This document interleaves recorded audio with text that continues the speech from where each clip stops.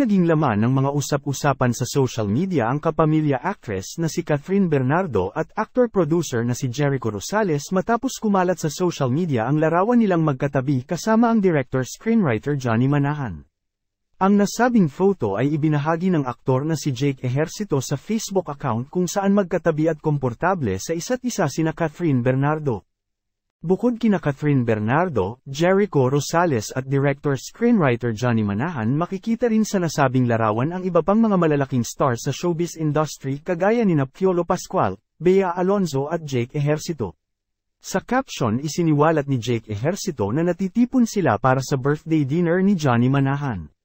Matatandaan na hindi ito ang unang pagkakataon na nalagay sa spotlight at naging laman ng mga usap-usapan sina Jericho Rosales at Catherine Bernardo. Una silang naging laman ng mga usap-usapan ng mamataan silang magkasamang nagja-jogging. Nasundan naman ito ng mamataan silang magkasama sa bar.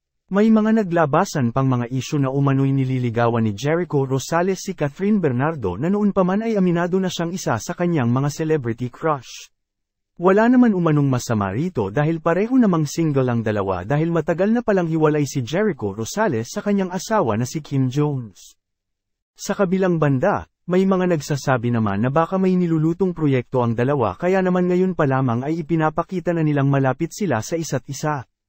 Lalo pang lumakas ang hinala ng mga netizens nang magbigay ng mensahe si Jericho Rosales noong contract signing ni Catherine Bernardo kung saan sinabi umano nitong looking forward siya sa magiging collaboration nilang dalawa. Ngayon nakawala na si Catherine Bernardo sa Love Team, malaya na ang aktres na i-explore ang kanyang showbiz career kasama ang iba pang male artists.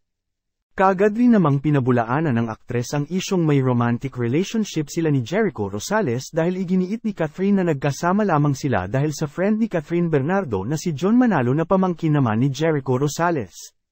Ano ang sa inyo sa balitang ito?